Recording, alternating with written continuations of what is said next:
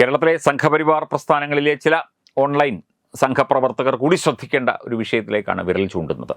കാഞ്ഞിരപ്പള്ളി തമ്പലക്കാട് അനന്തു അജി എന്ന യുവാവ് ആത്മഹത്യ ചെയ്തതുമായി ബന്ധപ്പെട്ട് ഒരു കുറിപ്പെഴുതി സംഘത്തിനെതിരെ, സംഘപ്രവർത്തകർക്കെതിരെ.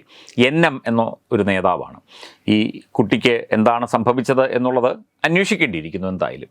പക്ഷേ ഇതൊരു താപ്പാക്കിയെടുത്തിരിക്കുകയാണ്, ഇതൊരു അവസരമാക്കിയെടുത്തിരിക്കുകയാണ് ഇവിടുത്തെ ജിഹാദികളും ഇടതുപക്ഷ ജിഹാദി കൂട്ടായ്മകളും ഒക്കെ തന്നെ, കോൺഗ്രസ്സുകാരുമൊക്കെയുണ്ട്.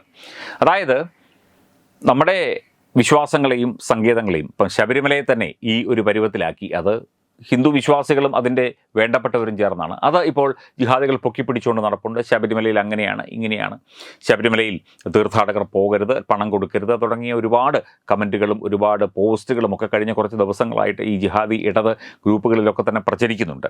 അപ്പം ഹിന്ദു ആരാധനാലയങ്ങളെയും വിശ്വാസങ്ങളെയും ഹിന്ദു സംഘടനകളെയും തകർക്കാനുള്ള ഒരു ഗൂഢശ്രമമാണ് ഇതിലൂടെ നടക്കുന്നത് എന്ന് നമുക്ക് വ്യക്തമാവുകയാണ്. കൂടുതൽ വ്യക്തമാവുകയാണ്. കാരണം ധർമ്മസ്ഥലയിലെ വിഷയം നമ്മൾ കണ്ടതാണ്.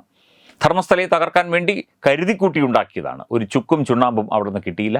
ഇപ്പോൾ ധർമ്മസ്ഥലയെപ്പറ്റി മാധ്യമങ്ങളോ അല്ലെങ്കിൽ ഇത് റിപ്പോർട്ട് ചെയ്ത, അവിടെ തലയോട്ടിയുണ്ട്, ഇതാ ഇപ്പം കിട്ടും എന്ന് റിപ്പോർട്ട് ചെയ്ത മാധ്യമങ്ങൾ പോലും ഇപ്പോഴും ഒന്നും മിണ്ടുന്നില്ല.